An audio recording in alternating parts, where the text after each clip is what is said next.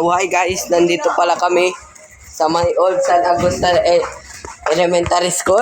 At nandito nga pala si Lawrence upang ayatin ang mga batang iyon upang mag-volleyball kaming masasarap. Hotdog corny.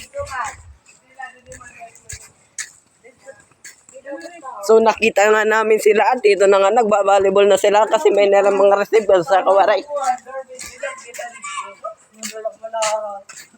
At nandito na nga sila, nagtitikman sila sa pagbabalibol. At nandito nga kasama ko dito si Lawrence Princess Rich.